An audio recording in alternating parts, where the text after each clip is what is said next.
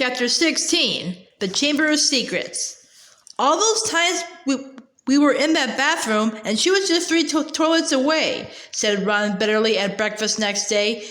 And we could have asked her, and now it had been hard enough trying to look for spiders, escaping their teachers long enough to sneak into a girl's bathroom.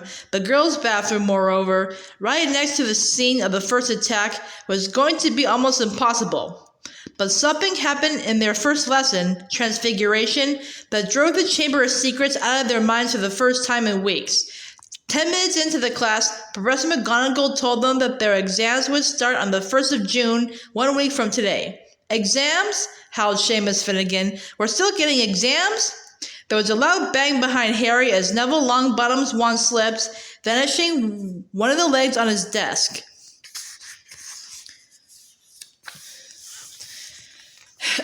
Professor McGonagall restored it with a wave of her own wand and turned frowning to Seamus. The whole point of keeping the school open at this time is for you to receive your education, she said sternly. The exams will therefore take place as usual, and I trust you all are all studying hard. Studying hard? It had never occurred to Harry that there would be exams with the castle in this state. There was a great deal of mutinous muttering around the room, which made Professor McGonagall scowl even more darkly.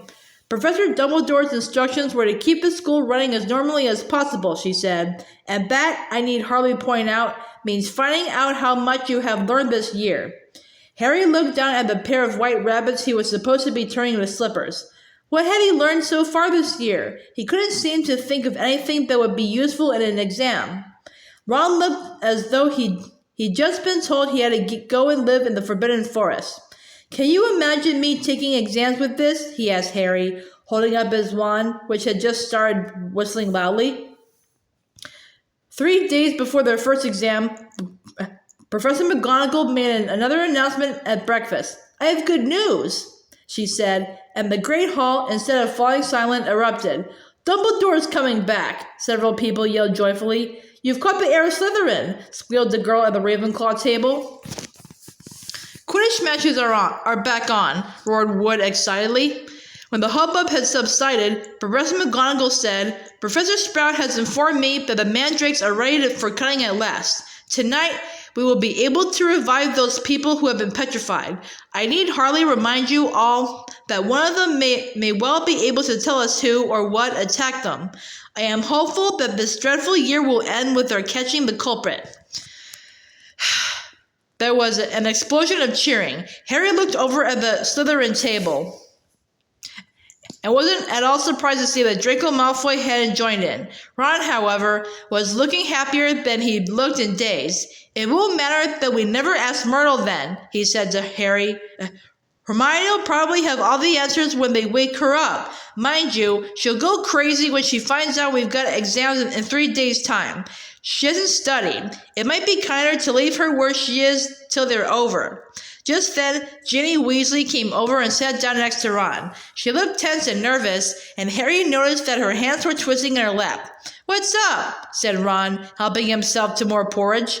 Ginny didn't say anything, but glanced up and down the Gryffindor table with a second scared look on her face that reminded Harry of someone, though he couldn't think who. Spit it out, said Ron, watching her.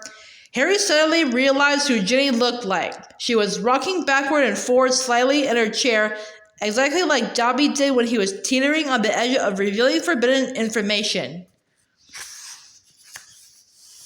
I've got to tell you something, Ginny mumbled, carefully not looking at Harry. What is it? Said Harry. Ginny looked as though she couldn't find the right words. What? Said Ron. Ginny opened her mouth, but no sound came out. Harry leaned forward and spoke quietly so that only Ginny and Ron could hear him. Is this something about the Chamber of Secrets? Have you seen something? Someone acting oddly?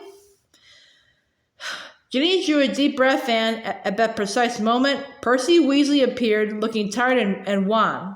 If you finish eating, I'll take that seat, Ginny. I'm starving. I've only just come off patrol duty.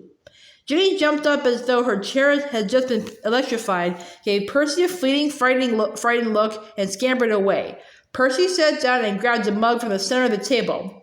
Percy, said Ron angrily, she was just about to tell us something important. Halfway through a gulp of tea, Percy choked. What sort of thing? He said, coughing. I just asked her if she's seen anything odd, and she started to say, Oh, that. That's nothing to do with the Chamber of Secrets, said Percy at once. How do you know? Said Ron, his eyebrows raised. Well, if you must know, Ginny, walked in on me the other day when I was, well, never mind. The point is, she spotted me doing something and I asked her not to mention it to anybody. I must say, I did think she'd keep her word. It's nothing, really. I just rather... Harry had never seen Percy look so uncomfortable. What were you doing, Percy? Said Ron, grinning. Go on, tell us. We won't laugh. Percy didn't smile back. Pass me those rolls, Harry. I'm starving.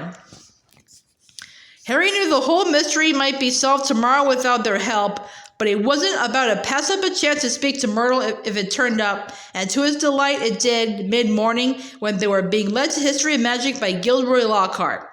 Lockhart, who had so often assured them that all danger had passed, only to be proved wrong right away, was now wholeheartedly convinced that it was hardly worth the trouble to see them safely down the corridors. His hair wasn't as sleek as usual. It seemed he had been up most of the night, patrolling the 4th floor. Mark my words, he said, ushering them around a corner. The first words out of those poor petrified people's mouths will be, It was Hagrid. Frankly, I'm astounded Professor McGonagall thinks all these security measures are necessary. I agree, sir, said Harry, making Ron drop his books in surprise. Thank you, Harry, said Lockhart graciously while they waited for a long line of Hufflepuffs to pass. I mean, we teachers have quite enough to be getting on with without walking students to classes and standing guard all night.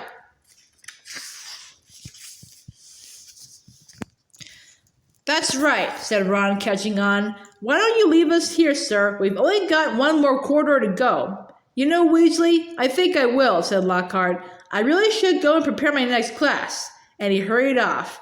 Prepare his class, Ron sneered after him. Got to curl his hair more like. They let the rest of the Gryffindors draw ahead of them, then darted down a side passage and hurried off toward Moaning Myrtle's bathroom. But just as they were congratulating each other on their brilliant scheme, Potter, Weasley, what are you doing? It was Professor McGonagall, and her mouth was the thinnest of the thin lines. We were, Ron stammered. We were going to go and see Hermione, said Harry. Ron and Professor McGonagall both looked at him. We haven't seen her for ages, Professor, Harry went on hurriedly, treading on Ron's foot. And we thought we'd sneak into the hospital wing, and tell her the mandrakes are nearly ready and not to worry. Professor McGonagall was still staring at him, and for a moment, Harry thought she was going to explode, but when she spoke, it was in a strangely croaky voice. Of course, she said, and Harry, amazed, saw a tear glistening in her beady eye. Of course, I realize this has all been hardest on the friends of those who have been. I quite understand. Yes, Potter, of course you may visit Miss Granger. I will inform Professor Binns where you've gone. Tell Madame Pomfrey I have given my permission. Harry and Ron walked away, hardly daring to believe that they'd avoided detention. As they turned the corner, they distinctly heard Professor McGonagall blow her nose. That, said Ron fervently, was the best story you've ever come up with.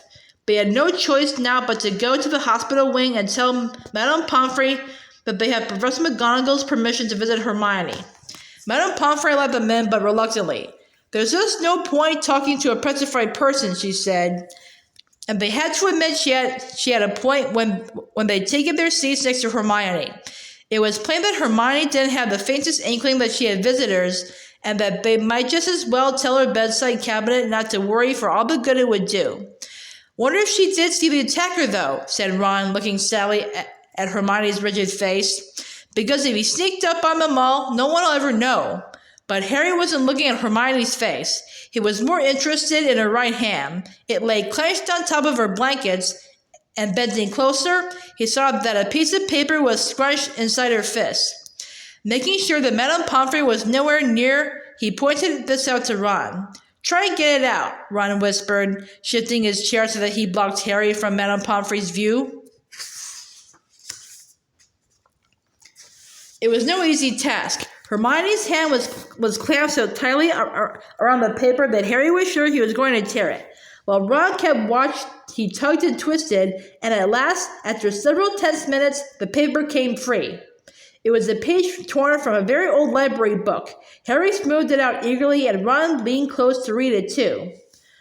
Of the many fearsome beasts and monsters that roam our land, there is none more curious or more deadly than the basilisk, known also as the king of serpents. This snake, which may reach gigantic size and live many hundreds of years, is born from a chicken's egg hatched beneath a toad. Its methods of killing are most wondrous, for aside from its deadly and venomous fangs, the basilisk has a murderous stare, and all who are fixed with a beam of its eye shall suffer an instant death. Spiders flee before the basilisk, for it is their mortal enemy, and the basilisk flees only from the crowing of the rooster, which is fatal to it.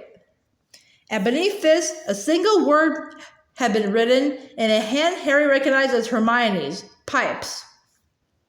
It was as though somebody had just flicked a light on in his brain. Ron, he breathed, this is it. This is the answer. The monster in the chamber is a basilisk, a giant serpent. That's why I've been hearing that voice all over the place, and nobody else has heard it. It's because I understand parcel tongue. Harry looked up at the beds around him. The basilisk kills people by looking at them, but no one's died because no one looked it straight in the eye. Colin saw it through his camera. The basilisk burned up all the film inside it, but Colin just got petrified. Justin must have seen the basilisk through nearly headless Nick. Nick got the full blast of it, but he couldn't die again, and Hermione and that Ravenclaw prefect were found with a mirror next to them. Hermione had just realized the monster was a basilisk. I bet you anything she warned the first person she met to look around corners with a mirror first. And that girl pulled out her mirror and... Ron's jaw had dropped. And Mrs. Norris? He whispered eagerly. Harry thought hard, picturing the scene on the night of Halloween. The water, he said slowly, the flood from Moaning Myrtle's bathroom. I bet you Mrs. Norris only saw the reflection. He scanned the page in his hand eagerly. The more he looked at it, the more it made sense.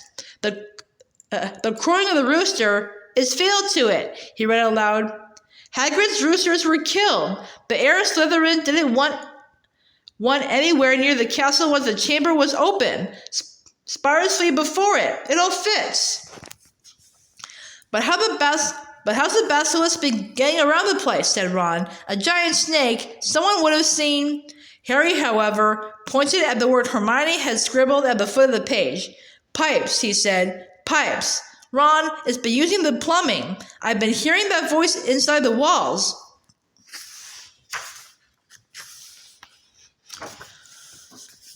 Ron suddenly grabbed Harry's arm. The entrance to the chamber of secrets, he said hoarsely. What if it's a bathroom? What if it's in Moaning Myrtle's bathroom? Said Harry.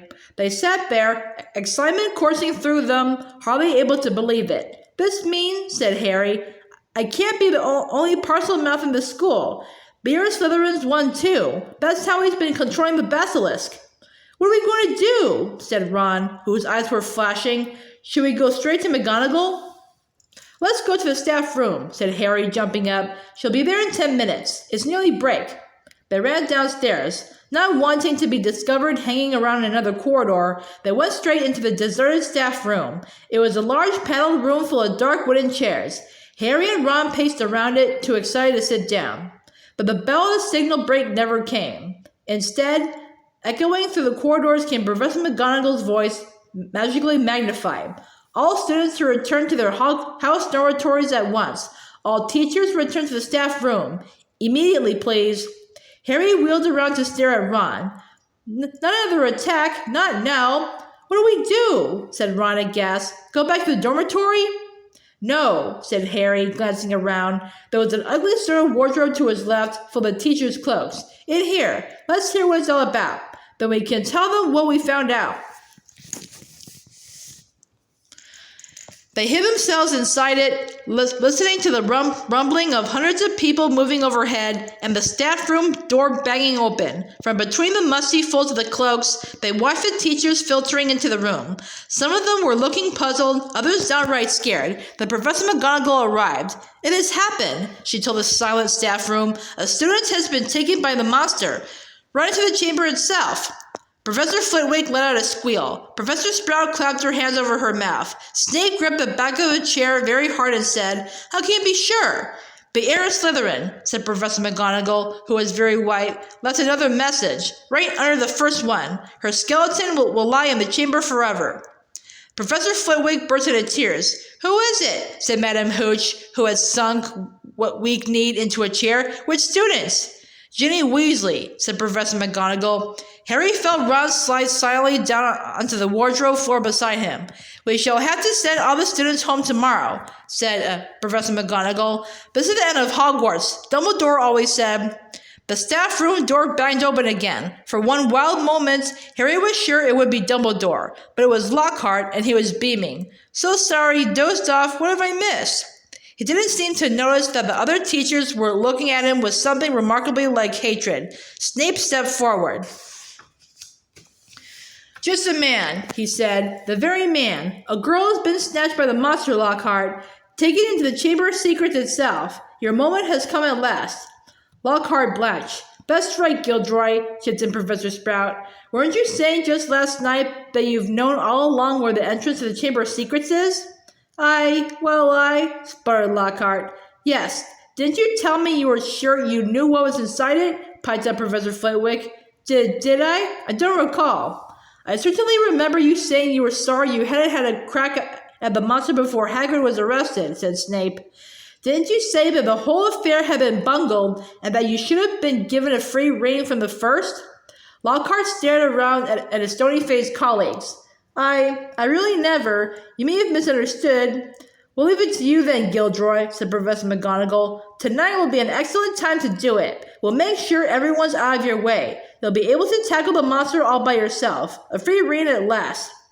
Lockhart gazed desperately around him, but nobody came to the rescue. He didn't look remotely handsome anymore. His lip was trembling, and in the absence of his usually toothy grin, he looked weak-chinned and feeble. "Very well," he said. I'll be in my office getting ready." And he left the room. "Right," said Professor McGonagall, whose nostrils were flared. Bess got him out from under her feet. "The heads of houses should go and inform their students what has happened. Tell them the Hogwarts Express will take them home first thing tomorrow. Will the rest of you please make sure no students have been left outside the dormitories?" The teachers rose and left one by one. It was probably the worst day of Harry's entire life. He, Ron, Fred, and George sat together in a corner of the Gryffindor common room, unable to say anything to each other. Percy wasn't there. He had gone to send an owl to Mr. and Mrs. Weasley, then shut himself up at his dormitory. No afternoon ever lasted as long as that one, nor had Gryffindor Tower ever been so crowded, yet so quiet. Near sunset, Fred and George went up to bed, unable to sit there any longer. "She knew something, Harry," said Ron, speaking for the first time since they had entered the wardrobe of the staff room. "That's why she was taken. It wasn't some stupid thing about Percy at all. She found out something about the Chamber of Secrets. That must be why she was—" Ron rubbed his eyes frantically. "I mean, she was a pureblood. There can't be any other reason." Harry could see the sun sinking, blood red, below the skyline. This was the worst he had ever felt. If only there was something they could do. Anything. "Harry," said Ron, "do you think there's any chance at all she's not, Harry didn't know what to say. He couldn't see how Ginny could still be alive. "Do you know what?" said Ron. "I think we should go and see Lockhart. Tell him what we know. He's going to try and get into the chamber. We can tell him where we think it is and tell him it's a basilisk in there." Because Harry couldn't think of anything else to do, and because he wanted to be doing something, he agreed. The Gryffindors around them were so miserable and felt so sorry for the Weasleys that nobody tried to stop them as they got up, crossed the room, and left through the portrait hole. Darkness was falling as they walked down to Lockhart's office. There seemed to be a lot of activity going on inside it. They could hear scraping, thumps, and hurried footsteps. Harry knocked and there was a sudden silence from inside. Then the door opened the tiniest crack, and they saw one of Lockhart's eyes peering through it. "Oh, Mr. Potter, Mr. Weasley," he said, opening the door a bit wider. "I'm rather busy at the moment, if you would be quick." "Professor, we've got some information for you," said Harry. "We think it'll help you." Well, it's not terribly." The side of Lockhart's face that they could see looked very uncomfortable. Well, all right." He opened the door and they entered. His office had been almost completely stripped. 2 large trunks stood open on the floor. Robes, jade green, lilac, midnight blue, had been hastily folded into one of them. Books were jumbled untidily into the other. The photographs that had covered the walls were now crammed into boxes on the desk. "Are you going somewhere?" said Harry. Well, yes," said Lockhart, ripping a life-size poster of himself from the back of the door as he spoke and starting to roll it up. "Urgent call, unavoidable, got to go." "What about my sister?" said Ron jerkily. "Well, as to that, most unfortunate," said Lockhart, avoiding their eyes as he wrenched open a drawer and started emptying the contents into a bag. "No one regrets more than I." You're the defense against the dark arts teacher," said Harry. "You can't go now. Not with all the dark stuff going on here." "Well, I must say, when I took the job," Lockhart muttered, now piling socks on top of his robes, "nothing in the job description. Didn't expect—" "You mean, you're running away?" said Harry, disbelieving. "After all that stuff you did in your books." "Books can be misleading," said Lockhart delicately. "You wrote them!" Harry shouted. "My dear boy," said Lockhart, straightening up and frowning at Harry, "do use your common sense. My books wouldn't have sold half as well if people didn't think I'd done all those things. No one wants to read about some ugly old American warlock, even if he did save a village from werewolves. He looked dreadful on the front cover. No dress sense at all. And the witch who banished the banshee had a hair lip. Come on." "So you've just been taking credit for what a load of other people have done?" said Harry incredulously. Harry, said Lockhart, shaking his head impatiently. "It's not nearly as simple as that. There was work involved. I had to track these people down. Ask them exactly how they managed to do what they did.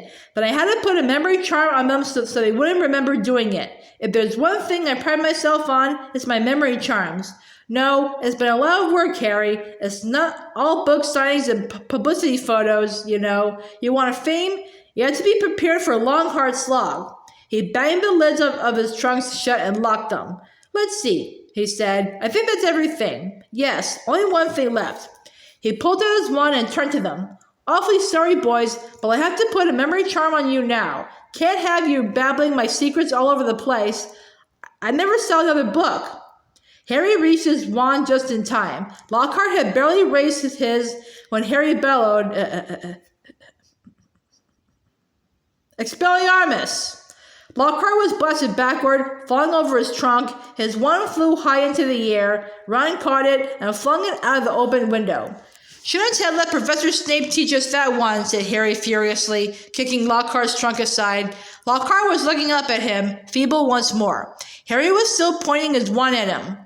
"What do you want me to do?" said Lockhart weakly. "I don't know where the Chamber of Secrets is. There's nothing I can do." "You're in luck," said Harry, forcing Lockhart to his feet at one point. "We think we know where it is, and what's inside it. Let's go." They marched Lockhart out of his office and down to the nearest stairs, along the dark corridor where the messages shone on the wall, to the door of Moaning Myrtle's bathroom. They sent Lockhart in first. Harry was pleased to see that he was shaking. Moaning Myrtle was sitting on the tank of the end toilet. "Oh, it's you," she said when she saw Harry. "What do you want this time?" "To ask how you died," said Harry. Myrtle's whole aspect changed at once. She looked as though she had never been asked such a flattering question. "Ooh, it was dreadful," she said with relish. "It happened right in here. I died in this very stall. I remember it so well. I hid it because Olive Hornby was teasing me about my glasses. The door was locked and I was crying, and then I heard somebody come in. They said something funny, a different language. I think it must have been. Anyway, what really got me was that it was a boy speaking. So I unlocked the door to tell him to go and use his own toilet, and then..." Myrtle swelled importantly, her face shining. I died. How? Said Harry. No idea, said Myrtle in hushed tones. I just remember seeing a pair of great big yellow eyes. My whole body sort of seized up, and then I was floating away. She looked dreamily at Harry, and then I came back again. I was determined to haunt Olive Hornby, you see. Oh, she was sorry she'd ever laughed at my glasses. Where exactly did you see the eyes? Said Harry. Somewhere there, said Myrtle, pointing vaguely toward the sink in front of her toilet. Harry and Ron hurried over to it. Lockhart was standing well back, a look of utter terror on his face. It looked like an ordinary sink. They examined every inch of it, inside and out, including the pipes below, and then Harry saw it. Scratched on the side of one of the copper taps was a tiny snake. That tap's never worked, said Myrtle brightly as he tried to turn it. Harry, said Ron, say something. Something in Parseltongue. But Harry thought hard. The only times he'd ever managed to speak Parseltongue were when he'd been faced with the real snake. He stared hard at the tiny engraving, trying to imagine it was real. Open up, he said. He looked at Ron, who shook his head. English, he said. Harry looked back at the snake, willing himself to believe it was alive. If he moved his head, the candlelight made it look as though it were moving. Open up, he said. Except that the words weren't what he heard. A strange hissing had escaped him, and at once the tap glowed with a brilliant white light and began to spin. Next second, the sink began to move. The sink, in fact, sank right out of sight, leaving a large pipe exposed, a pipe wide enough for a man to slide into. Harry heard Ron gasp and looked up again. He had made up his mind what he was going to do. I'm going down there, he said. He couldn't not go, not now that they had found the entrance to the chamber, now that there was even the faintest, slimmest, wildest chance that Ginny might be alive. Me too, said Ron. There was a pause. Well, you hardly seem to need me, said Lockhart with a shadow of his old smile. He put his hand on the doorknob, but Ron and Harry both pointed their wands at him. You can go first, Ron snarled. White-faced and wandless, Lockhart approached the opening. Boys, he said, his voice feeble. Boys, what good will it do? Harry jabbed him in the back with his wand. Lockhart slid his legs into the pipe. I really don't think, he started to say, but Ron gave him a push, and he slid out of sight. Harry followed quickly. He lowered himself slowly into the pipe and let go. It was like rushing down an endless, slimy, dark slide. He could see more pipes branching off in all directions, but none as large as theirs, which twisted and turned, sloping steeply downward, and he knew that he was falling deeper below the school than even the dungeons. Behind him, he could hear Ron thudding slightly at the curves. And then, just as he had begun to worry about what would happen when he hit the ground, the pipe leveled out, and he shot out of the end with a wet thud, landing on the damp floor of a dark stone tunnel large enough to stand in. Lockhart was getting to his feet a little ways away, covered in slime and white as a ghost. Harry stood aside as Ron came whizzing out of the pipe too. We must be miles under the school, said Harry, his voice echoing in the black tunnel. Under the lake, probably, said Ron, squinting around at the dark, slimy walls. All three of them turned to stare into the darkness ahead. Lumos, Harry muttered to his wand, and it lit again. Come on, he said to Ron and Lockhart, and off they went, their footsteps slapping loudly on the wet floor. The tunnel was so dark that they could only see a little distance ahead. Their shadows on the wet walls looked monstrous in their wand light. Remember, Harry said quietly as they walked cautiously forward, any sign of movement, close your eyes right away. But the tunnel was quiet as the grave, and the first unexpected sound they heard was a loud crunch as Ron stepped on what turned out to be a rat's skull. Harry lowered his wand to look at the floor and saw that it was littered with small animal bones. Trying very hard not to imagine what Ginny might look like if they found her, Harry led the way forward, around a dark bend in the tunnel. Harry, there's something up there, said Ron hoarsely, grabbing Harry's shoulder. They froze, watching. Harry could just see the outline of something huge and curved, lying right across the tunnel. It wasn't moving. Maybe it's asleep, he breathed, glancing back at the other two. Lockhart's hands were pressed over his eyes. Harry turned back to look at the thing, his heart beating so fast it hurt. Very slowly, his eyes as narrow as he could make them and still see, Harry edged forward, his wand held high.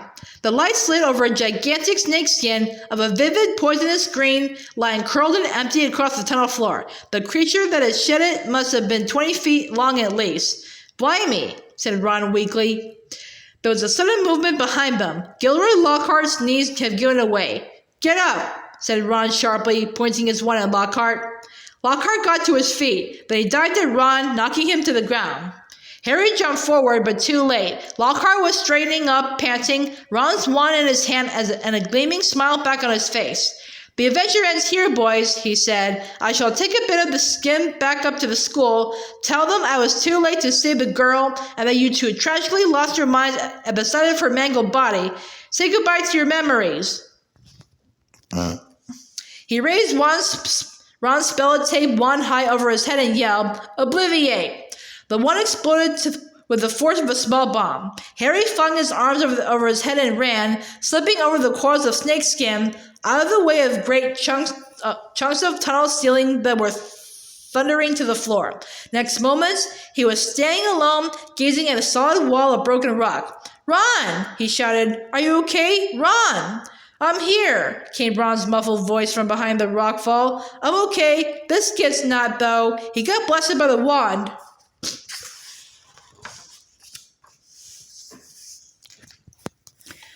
There was a dull thud and a loud ow. It sounded as though Ron had just kicked Lockhart in the shins. "What now?" Ron's voice said, sounding desperate. "We can't get through. It'll take ages." Harry looked up at the tunnel ceiling. Huge cracks had appeared in it. He had never tried to break apart anything as large as these rocks by magic, and now didn't seem a good moment to try. What if the whole tunnel caved in? There was another thud and another ow from behind the rocks. They were wasting time. Ginny had already been in the chamber of secrets for hours. Harry knew there was only one thing to do. "Wait there," he called to Ron. "Wait with Lockhart. I'll go on. If I'm not back in an hour..." There was a very pregnant pause. "I'll try and shift some of this rock," said Ron, who seemed to be trying to keep his voice steady, "so you can get back through. And Harry?" "See you in a bit," said Harry, trying to inject some confidence into his shaking voice. And he set off alone past the giant snake skin. Soon the distant noise of Ron straining to shift the rocks was gone. The tunnel turned and turned again. Every nerve in Harry's body was tingling unpleasantly. He wanted the tunnel to end, yet dreaded what he'd find when it did. And then, at last, as he crept around yet another bend, he saw a solid wall ahead on which two entwined serpents were carved, their eyes set with great glinting emeralds. Harry approached, his throat very dry. There was no need to pretend those stone snakes were real. Their eyes looked strangely alive. He could guess what he had to do. He cleared his throat, and the emerald eyes seemed to flicker. "Open," said Harry in a low, faint hiss. The serpents parted as the wall cracked open. The half slid smoothly out of sight, and Harry, shaking from head to foot, walked inside.